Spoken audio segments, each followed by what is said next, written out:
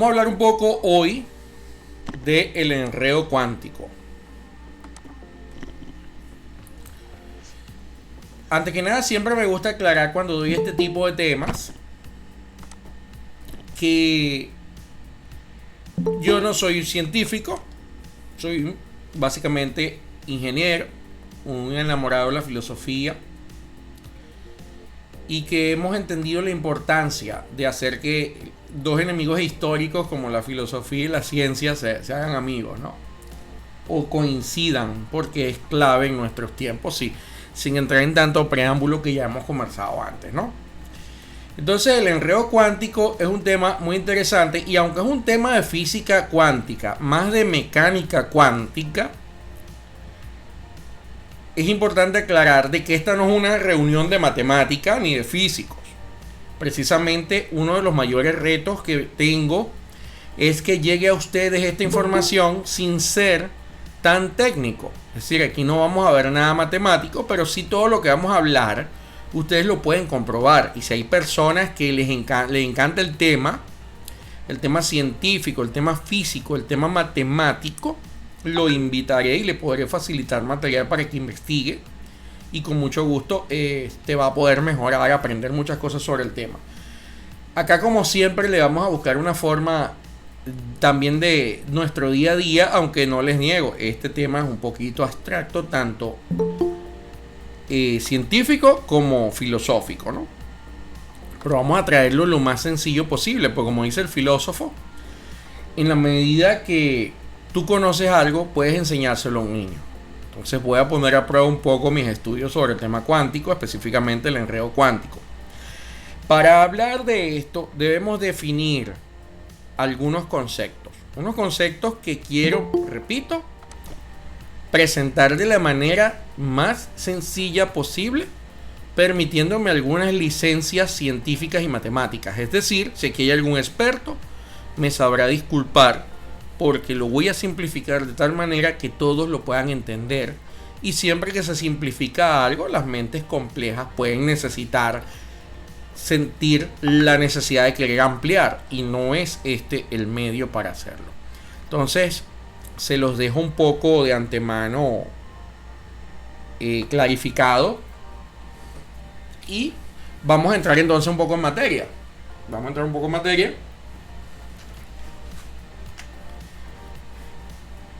Así que vamos a definir unos términos.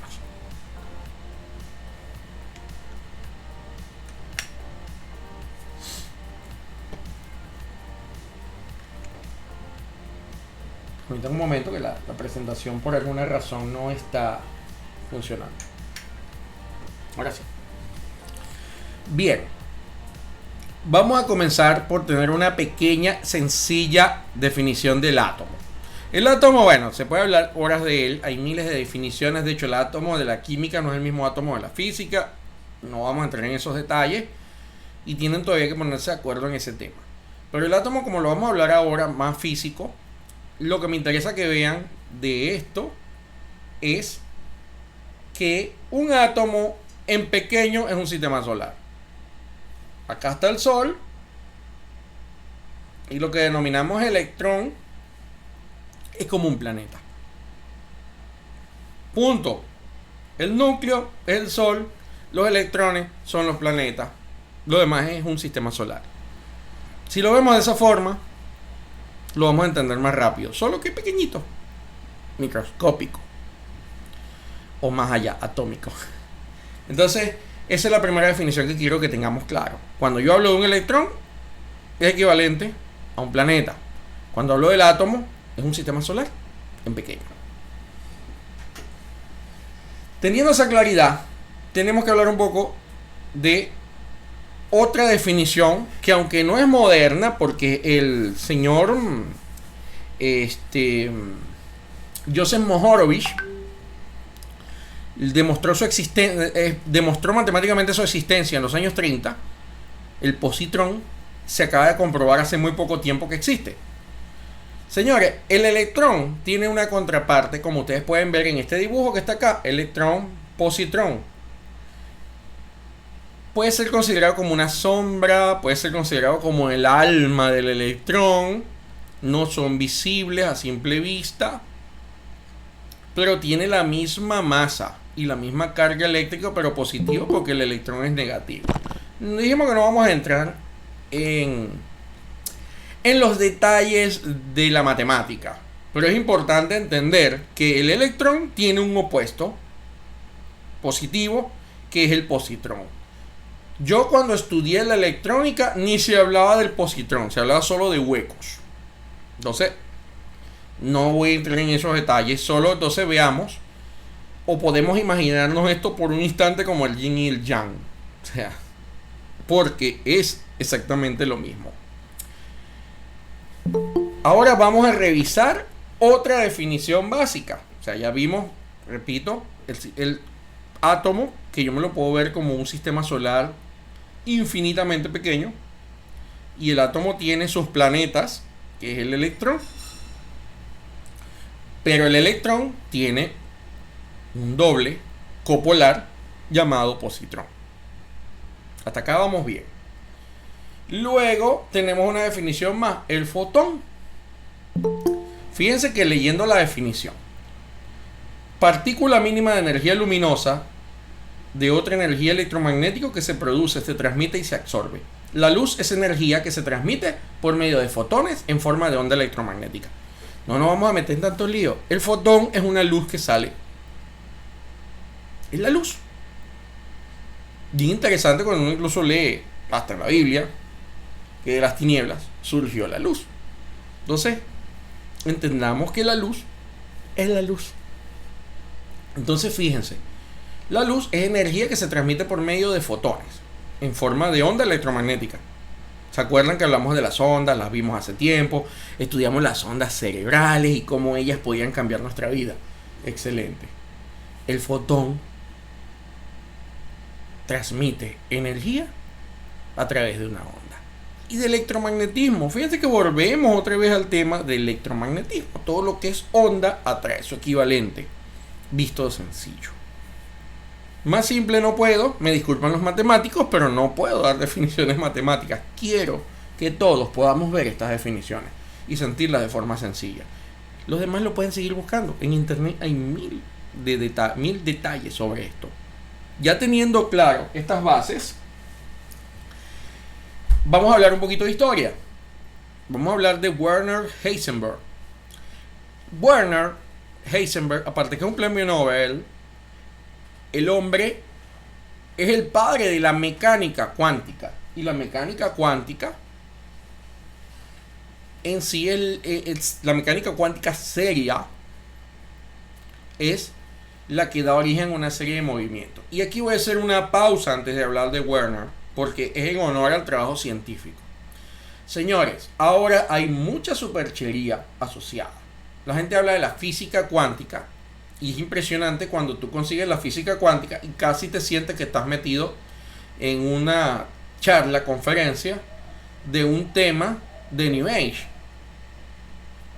Entonces, la realidad es que hay muchas personas afirmando cosas a nombre de la física cuántica que no son de esa forma. Entonces se ha convertido ahora la física cuántica en una cosa de culto sin fundamentos, y tampoco podemos ir a ese extremo. Entonces Werner desarrolló toda una serie de teorías interesantes. Él vinculó dos diamantes en un proceso que llamaba él mismo misterioso, llamado el entrelazamiento, que normalmente solo se ve en una escala cuántica. Por eso se llama entrelazamiento cuántico o enredo cuántico.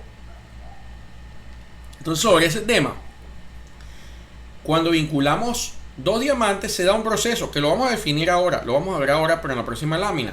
Ahora solamente hablamos que él hizo este descubrimiento en el año 1925 y hasta se gana un premio en los años 30 por haber hecho esto, y él es considerado el padre de la mecánica cuántica. ¿Quieren profundizar? Miren, busquen su nombre y hay información suficiente. Por favor, los remito. Cuando van a leer estos estudios, léanlo de páginas científicas. Vamos entonces ahora, ya vimos que Werner dio una teoría, pero vamos a ver qué hizo alguien muy famoso con esa teoría. Ese alguien es el señor Albert Einstein. Einstein luego dijo: el enredo es tan extraño que Einstein lo denominó acción espeluznante a distancia. Imagínate eso, acción espeluznante a distancia. Y este tema fue tan complejo para el propio Einstein que él tuvo que desarrollar unos postulados llamados la teoría de la relatividad y la teoría del campo unificado, que no vamos a hablar de eso porque es meternos en temas de matemática. Quizás algún día hablo de eso para explicarles otra cosa, pero hoy no. Y dice Einstein: es un efecto extraño donde un objeto se conecta a otro, de modo que incluso si están separados por grandes distancias, una acción realizada en uno afectará al otro. El entrelazamiento generalmente ocurre con partículas subatómicas y fue predicho por la teoría de la mecánica cuántica, que la hizo Werner, que gobierna el reino de lo muy pequeño. Entonces Einstein dice: ojo, esto es cierto, pero es solo posible en lo muy pequeño. Fíjense ese postulado de Albert Einstein, muy curioso. ¿Y qué es lo que hacía esta teoría? Señores, es simple, pero vamos a ver la próxima lámina y la explicamos.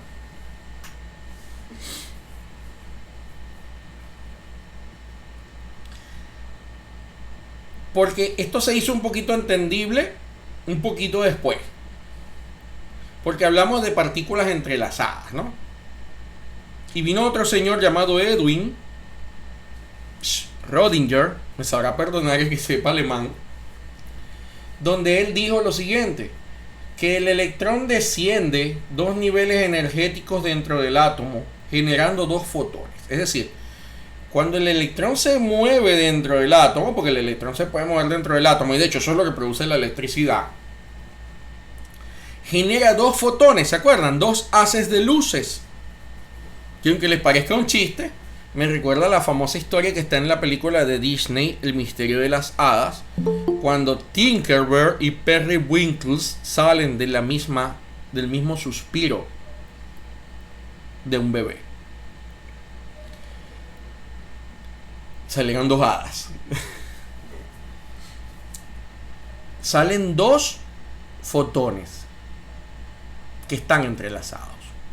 Eso lo define este señor, o lo explica, que no son partículas, son fotones. La colisión electrón-positrón genera 2 fotones entrelazados.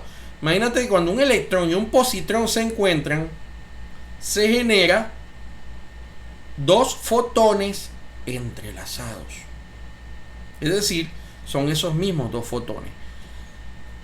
Espero hasta acá esto sea entendible. Si no, no importa, lo vuelven a escuchar varias veces porque sí va a ser entendible. Pero lo importante es que se generan de una unión del positrón y del electrón como padre y madre. Surgen 2 partículas. Fíjense lo interesante de este tema. ¿Y qué pasa con esas 2 partículas? Ahora sí viene la explicación. Una de las predicciones más extrañas de la teoría de la mecánica cuántica es que las partículas pueden enredarse, de modo que incluso después de separarse en el espacio, cuando se realiza una acción en una partícula, la otra partícula responde inmediatamente. Fíjense algo, cuando esas 2 partículas surgen, las 2 tienen la misma conducta. Es decir, salen 2 partículas distintas, pero las 2 se comportan iguales sin importar dónde se encuentren ellas. Y aquí se presenta un problema serio. Lo hacen a una velocidad mayor o igual a la velocidad de la luz. Y eso es un problema porque el propio Einstein estableció que la velocidad de la luz era lo más rápido que había y era una constante. Pero dijimos que no vamos a hablar tantos detalles físicos. Vamos a continuar con esto. Entonces dice: en junio del 2009, fíjate hasta ahorita, los científicos anunciaron que habían medido el entrelazamiento en un nuevo tipo de sistemas. 2 pares separados de partículas vibrantes. Experimentos anteriores habían entrelazado las propiedades internas de las partículas como los estados de giro, pero esta era la primera vez que los científicos habían entrelazado el patrón de movimiento de las partículas, que es un sistema que se asemeja al mundo cotidiano más grande. Es decir, en el 2009 se demostró que el señor Einstein estaba equivocado. esto no es solo para las partículas pequeñitas, es para todo. Rige todo. Eso no le quita lo brillante al Señor, eso no es el tema de discusión, pero esto es un tema muy complejo y que no se ha podido demostrar hasta ahora. ¿Dónde se demuestra esto? En el famoso laboratorio de la partícula de Dios. La forma de conexión, miren, no está comprobada, no se sabe por qué una reacciona, pero cuando una se cambia de dirección, la otra también en el mismo instante, aunque estén a millones de años luz.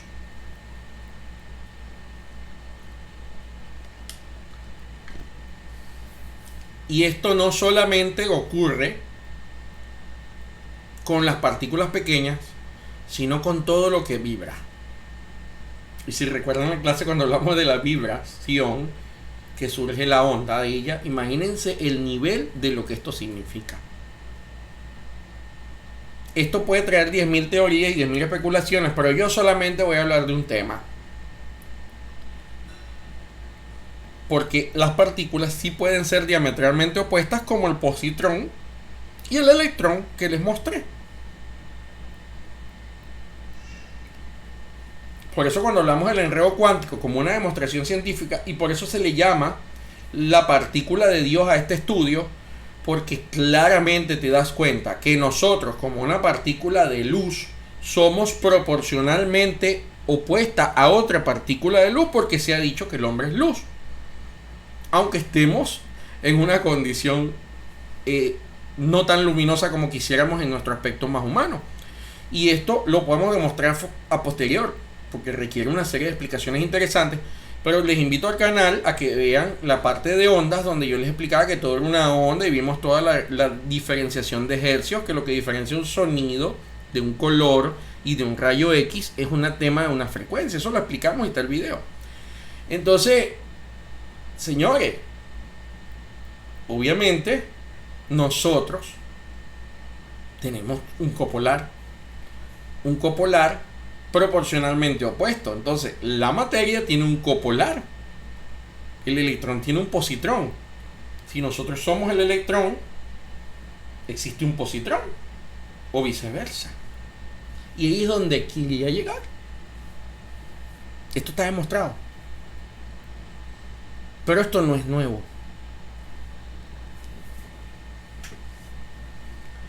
Así que vamos a entrar en una definición antigua. La mónada. La palabra mónada es usado por muchos, utilizado por Giordano Bruno, utilizado por Henry Moore, por Leibniz, famoso matemático, y por la teosofía. Elena Blavatsky es una de sus, diría yo, más importantes, y limpia en el sentido de que tiene una correcta definición de todo sin distorsiones, como si no pasó con sus sucesores. Entonces, la mónada, del griego monas, que significa unidad, y de monos, uno, o único, o solo, la fuente o el uno, de acuerdo a los pitagóricos, es un término para Dios, el primer ser o la unidad. Porque según Pitágoras, la unidad denominada como Dios, era tan grande que tenía la capacidad de ser uno y a la vez miles. Esto a veces en la cultura occidental es un poco difícil de explicar, porque la oriental lo entiende muy claro cuando dice: yo, el Brahman uno, seré muchos. Pero entiendo que acá la mayoría de ustedes son no manejan esta terminología y no quiero enredarlos. Pero por eso quizás es un poco extraño, y lo más cercano que es la definición de Pitágoras, que la gente de Pitágoras solo se acuerda del teorema de Pitágoras, pero Pitágoras de una cantidad de cosas, y es el que dio uso a esta palabra, la mónada, y la simbolizó de esa forma. Y si les parece curioso la forma de la mónada, que es este círculo que ustedes ven acá con este punto en el medio, si se les parece a la hostia católica, no les tiene que parecer extraño. Tiene una razón.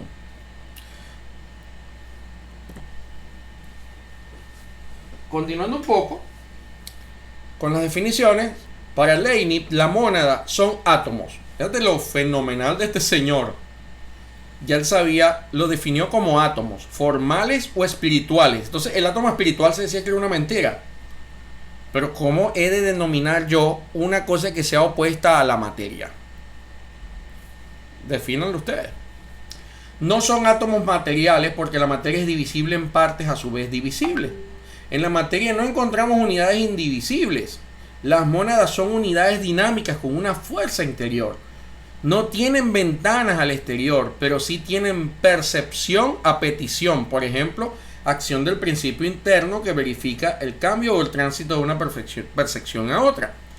Todos son diferentes y hay diferentes tipos de percepciones. Hay mónadas que tienen conciencia, se perciben a sí mismos como el alma humana. La mónada perfecta e infinita es Dios. Al crear las mónadas, Dios ha preestablecido una armonía entre ellas para que desarrollen su actividad de forma coordinada. Leibniz fue un fenómeno para su tiempo y con todo lo que él vio. Entonces, si unimos todo lo que dijo Pitágoras, que funciona muy bien para hacer casas, todo lo que dijo Leibniz, todo lo que se está diciendo en la física cuántica, entendemos que nosotros tenemos un ser superior que podemos denominar la mónada. Es importante entonces que veamos cómo dentro de esta maravillosa definición nosotros tenemos un ser que es copolar a nosotros o copolar a la materia. No vamos a entrar en definiciones de detalle en este momento, pero que hay una correlación exacta o sincronización entre ambas partes. Si nosotros nos sentamos a analizar muchos detalles, que no vamos a poder hacerlos ahora, podemos entender, y lo digo hasta desde la perspectiva del entrelazamiento cuántico o el enredo cuántico, nos vamos a dar cuenta que pueden haber variaciones en la conducta en algunos casos especiales y por ahí por donde todavía se están matando los científicos. Pero imagínense la maravilla de lo que hace un noble paso hacia Dios del hombre común. Y eso es un punto interesante, porque cuando nosotros hablábamos, por ejemplo, de la llave de oro, decíamos, cambia tu problema hacia Dios. Y tú lo que estás haciendo es que tú estás prácticamente sincronizándote con tu copolar cuántico. Y ese copolar cuántico es el que va a traer ciertos cambios en ti. Internos e incluso externos, según dicen algunas filosofías, como la del Conde de Saint Germain, por citar un caso. Entonces, señores, esto demuestra una teoría que se había dicho que era superchería o que era una ficción filosófica de los antiguos. Los antiguos no se equivocaron, y menos personas como Pitágoras, como Leibniz, que vieron esto, información bien interesante. Y a la última persona, cuando Blavatsky, Elena Petrovna Blavatsky, se le ocurrió hablar de esto, la llamaron, no la quemaron porque no había Inquisición, sino la queman. Y a Giordano Bruno sí lo quemaron, por cierto. Entonces, es un tema bien interesante que tenemos que tener presente. Nuestra conexión, cada paso que yo dé en la vida, si lo hago teniendo una conciencia de ese aspecto de Dios en mí, de la divinidad en mí, ella se va a expresar en mi vida. Y eso es parte de lo que, si me atrevo a parafrasear la Biblia, decía Jesús cuando decía buscar el reino de Dios y su justicia, y todo lo demás os será dado por añadidura. Desde el momento de que yo entiendo que como una partícula que soy yo de una polaridad, que lo saben los antiguos, de ahí pintan el yin y el yang, y de ahí vienen toda una serie de teorías bien interesantes, filosóficas, que ustedes van a poder investigar, que están fundamentadas y que se acaba de mostrar científicamente, y se acaba de mostrar en 2009. Obviamente eso se mantiene como callado porque es que entendamos que no está acorde a ciertas cosas, a ciertos intereses de la humanidad en cuanto a los gobernantes, más que todo a la gente que tiene el control de muchas cosas, que no vienen como que sea el caso profundizar tanto. Entonces, ¿qué significa eso a mi vida? Yo lo que quiero es reiterar el poder que tienen elementos tan sencillos como la llave de oro, que tú sustituyes cualquier situación por tu pensamiento de Dios como tú lo veas, y ese aspecto de ti, ese aspecto divino de ti va a reaccionar en tu vida y va a transformar tu vida.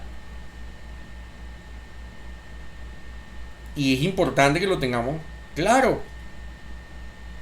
Claro, aquí entran cantidad de cosas. Los enamorados del mundo cuántico van a hablar de la n dimensionalidad. Hay una cantidad de cosas que tendríamos que considerar, pero todas tienen hasta respuesta y algunas se están investigando. Pero eso es lo que están haciendo en ese famoso laboratorio que ocupa 2 países, que se llama La Partícula de Dios, con la que hizo tremenda película fantástica y libre Dan Brown con su famoso código de Da Vinci, con sus ángeles y demonios. Que simplemente puedo decir que son películas interesantes, que toman elementos reales, pero el laboratorio sí existe. Y lo que está trabajando es esto.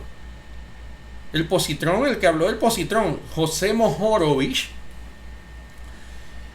fue considerado también un fraude como científico, a pesar de que era hijo de un prócer nacional de Yugoslavia.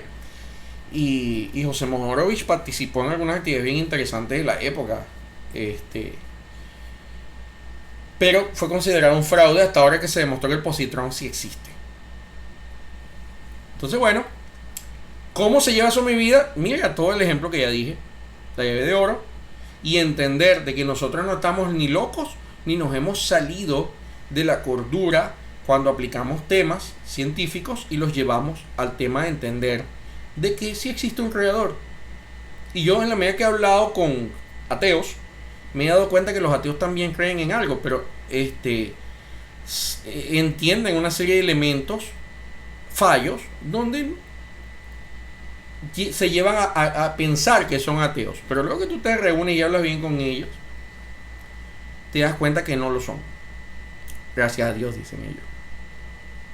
Entonces, bien, quiero que se queden con eso.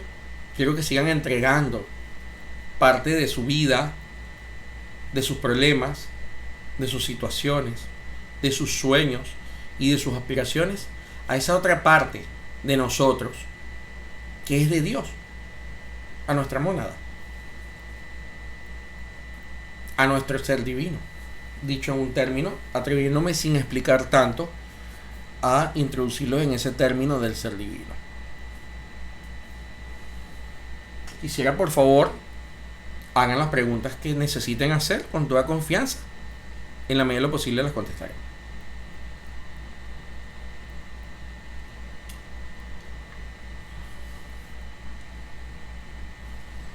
Bueno, Ramiro, buenas noches. Buenas noches. ¿Me escucha? Sí, perfectamente. Podemos entonces hablar si el electrón tiene su otra parte, ¿verdad? Que es el positrón. Nosotros, como seres humanos, también tenemos, a priori, pues tenemos la otra parte. Nosotros, por ende, somos duales.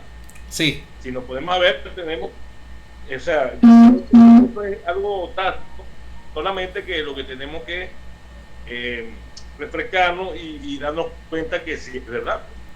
¿Okay? Ahora mi pregunta es, ¿cómo comúnmente nosotros como personas normales nos podemos dar cuenta? Para que todos entendamos. Yo más o menos tengo mi conocimiento, pero me gustaría hacer esa pregunta. ¿Cómo no la podías tú explicar? Bueno, nosotros como seres humanos tenemos la otra parte así, cuando estamos sentados, cuando nos miramos en el espejo, bueno, cualquier ayuda que tú nos puedas dar. Pueden existir muchas cosas, ¿no? Lo importante es que cuando todos los seres humanos tenemos experiencias muy íntimas, donde en algún momento de la vida hemos entregado a Dios alguna situación y hemos tenido una respuesta. Precisamente cuando nosotros nos dirigimos a Dios, nos estamos dirigiendo a ese copolar nuestro.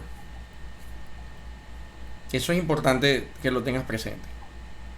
Por eso cada momento que tú lo haces, te estás dirigiendo realmente, mecánicamente, dentro de la estructura de nuestro universo, te estás dirigiendo a ese copular del cual nosotros somos la mitad. Claro, el poder interior, el poder infinito, el cual poseemos todos. Sí. Me imagino que es ese. Sí, pero como dijo Pitágoras, el poder infinito se vuelve muchos para poder tener una parte de él en cada uno de nosotros. Sí, porque somos el todo. Sí, somos parte del todo. Pero a la vez, te repito, sí, el poder uno se vuelve muchos para que cada uno de nosotros tenga un fotón de la divinidad para nosotros. O sea, nuestro propio ser divino es un fotón de ese sol que podría ser simbólicamente nuestro creador o el ser absoluto, como lo queramos llamar. Y lo vas a ver día a día en cada experiencia espiritual, que es a lo que quería llegar en este caso. Claro que somos espirituales, venimos de un espíritu, indudablemente. Gracias. Para servirte.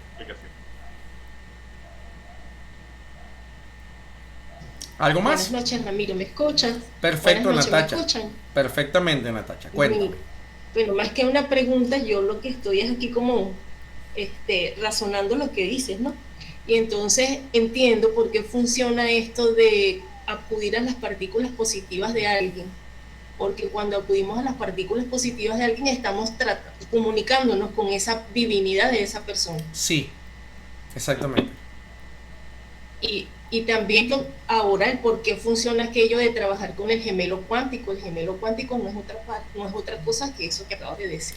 Sí, incluso a mí personalmente, como tradicionalista, prefiero decirle ser divino o mónada, pero es el gemelo cuántico, sí, ciertamente. Que no es como algunos lo dicen, que es tu variante cuántica. La variante cuántica es otro tema. Cuando hablas del multiverso y esas cosas, es otra cosa. Eso hay gente que está malinterpretando el entrelazamiento. El entrelazamiento es así como tú lo estás comentando. Perfecto. Gracias. ¿Alguna otra pregunta?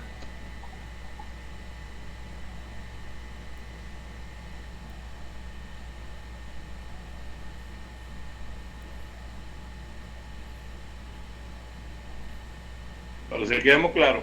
Qué bueno. Eso ha sido la idea. Maravilloso, porque el tema del entrelazamiento cuántico es un tema retador. Y si les quedó claro, Sí. entonces pudimos como que aterrizarlo lo mejor que se puede. O que puedo hacerlo. Entendible. Yo. Qué bueno. Bastante para pensar en esta semana. Sí. Y si vuelves a escuchar toda la charla de las ondas y empiezas a darte cuenta que nosotros somos también una onda y empiezas a analizar todo eso, te vas a dar cuenta cómo toda esta maravilla del avance científico nos ayuda a desmontar una serie de otros elementos.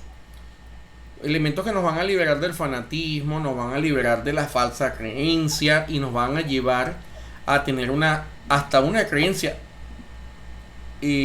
más inteligente, más sólida de lo que era la fe ciega que pertenece a otra era de tiempo. Y esto también nos permite, como quien dice, entender un poquito más lo que se explica en su deseo de su mandato. Sí. Claro que sí. Así es. Una pregunta, Ramiro. Sí. ¿Podrías ahondar un poco más en esa demostración que se hace para que eso no funcione solo en ese mundo cuántico, sino que también se demuestra que funciona no solamente en la física, digamos, de las partículas, sino también en la física newtoniana, es decir, en los grandes cuerpos? ¿Cómo queda eso demostrado? ¿Puedes ahondar un poco más? Mira, por favor. Ahondándolo sin ahondar en el sentido matemático es un poco complejo, pero sí lo podemos tratar de hacer. Básicamente, cuando hablamos o de lo que habló el padre Werner, el padre de la mecánica cuántica, y que Einstein dijo, sí es verdad, pero en los fotones, allá bajito, en lo más bajito, pues imagínate, el fotón pasa a ser una partícula que surge del electrón, y ya el electrón es una partícula del átomo, y los antiguos decían que el átomo era lo más pequeño que había, de todo lo que se ha descubierto después de que el átomo era lo más pequeño. Entonces no es lo más pequeño, ahorita lo más pequeño se considera, es más, se piensa que hay algo después del positrón, pero no hay forma de medirlo, ¿no? Cuando esto se empieza a demostrar desde aquella época, teóricamente, porque no había forma de demostrarlo en la práctica, todavía dice Einstein, eso es cierto, pero eso no es una conexión física. Y al no ser una conexión física, es imposible que se pueda dar más arriba porque es solo a nivel de partículas y posiblemente de electrón. De partículas de luz. ¿Qué pasa? ¿Qué se demuestra ahora en el propio laboratorio que llaman de Dios? Que funciona en partículas de vibracionales. Para los científicos, la vibración no es lo mismo que la luz. Porque primero, todavía no se ha podido demostrar qué es la luz. Pero en otras partículas sí se ha podido demostrar lo que es la vibración, que es un movimiento que está asociado a la onda. Entonces, al entrar en la vibración, es material. Pero el detalle difícil aquí es que aunque es material, y tú mencionaste a Newton, la forma de conexión no es matemáticamente posible, porque es más rápido que la velocidad de la luz, que es una constante que dice todo lo que ha sido la matemática y la física ordinaria, que no se puede superar esa velocidad y que es una constante. Esto ha generado debates, peleas y toda una cantidad de cosas, y yo lo voy a decir lo más sencillo que yo puedo. El error es considerar la luz como una fuerza, cuando la luz es un estado consciente. Entonces la luz puede ser más lenta de la velocidad de la luz o más rápida de la velocidad de la luz. Y eso es lo que está pasando con el positrón. Pero eso lo estoy diciendo yo irresponsablemente basado, y digo irresponsablemente porque así lo puede decir cualquier científico, basado en lo que la filosofía antigua siempre había dicho. La luz es inteligente, y de hecho por eso hasta en la Biblia, hágase la luz, pues la luz se hizo y las tinieblas no las reconocieron, le da como una forma antropomórfica a la luz, que más allá de decir que la tiene, más que tenerla, lo que hace es que la abarca el hecho de que la luz es consciente, y es lo que no puede aceptar la física ordinaria. Entonces todavía hoy escuchas cosas curiosas, y es lo que fundamenta lo que luego es la física cuántica, el hecho de que dice que el quantum o la conducta de un material depende de si lo estás observando o no, y empiezas a meterte en otros temas de mayor profundidad, pero es porque empezaron a especular ante el hecho de que la varita mágica de la matemática aquí no saben cómo, no tienen idea cómo una partícula a una distancia que es millones, para efecto de una partícula, yo separar 10 kilómetros una partícula, eso es como irse al otro lado de la galaxia para un planeta. Entonces, ¿cómo puede ser que se pueda dar un movimiento exacto de parte a parte de una partícula vibracional? No sé si me explico, pero ese fue el meollo. Ellos lo demostraron con algo que iba más allá de lo que es cuántico, porque ya abarca un estado más grande.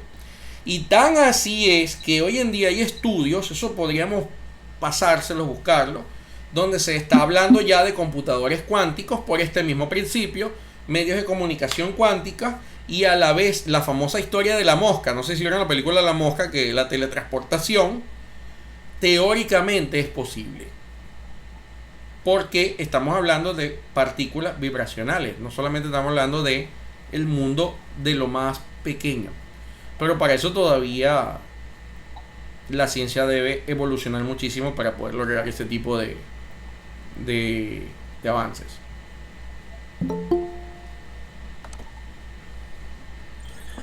Buenas noches, Ramiro. Buenas noches, Nereida. Ramiro, ¿podrías explicar a qué se le llama un salto cuántico? Mira, lo que pasa es que me estás pidiendo un tema como para dar una charla completa. No, porque ahorita, con todo estos cambios que hay en el ámbito educativo, ¿no? Sí. Entonces, hablan mucho de que estamos dando un salto cuántico, ¿no? Ajá. Entonces, no sé, enfocado a ese tema puede ser. Te lo voy a poner de la forma más simple, aunque tiene otras aserciones. Básicamente, yo no sé si has visto películas como Interestelar. Se ha hablado de que hay formas de doblar el universo. Para tú llegar al otro lado, tienes que viajar miles de años luz. Pero hay algunas teorías que hablan de la ondulación del universo, etcétera, etcétera. Pero si te lo pongo sencillo, imagínate que el universo es un papel. Si tú doblas el papel, tú puedes pasar de un extremo a otro por un agujero negro, por decirte un caso. Entonces, en ese caso, tú das un salto cuántico. Entonces, si hiciste un viaje que debería tomar millones de años luz en horas. La película Interestelar es interesante porque lo hacen. A mí me encanta esa película. Ahora, también cuando tú ves otro tipo de cosas como Sliders, no sé si la has visto, una serie muy vieja, se le llama también ese salto al que haces entre universos paralelos, según la teoría de los universos paralelos que también está postulada dentro de los estudios científicos de todas estas personas, ¿no? Entonces se le llama también salto cuántico. Pero imagínate eso, poder desde acá, a través de un hueco, por decirlo así, saltar al otro lado. Ahora, aquí hay temas que no los digo tan abiertamente, pues se están discutiendo científicamente, pero antes a lo que llamaban hueco, se ha descubierto que no son huecos, pues son otra cosa. Entonces, el salto cuántico es eso, pues ir al otro lado del universo sin recorrerlo. Tal cual como cuando en un papel, no tengo ninguno acá, tú lo unes y puedes llegar de una punta a otra en lugar de recorrer el papel a lo largo del mismo. Pero eso tiene mucho que eso hay mucho que hablar, mucho que analizar, mucho que tomar en cuenta en ese sentido para hablar de él. Como te digo, es todo un tema y habría que darle su aplicación más práctica para que lo tomemos acá, porque acá la idea es que ustedes puedan hacer con fuerza y con conocimiento de causa, puedan hacer transformaciones en sus vidas. Ok, gracias, Ramiro. Para servirte. Ya lo entendí.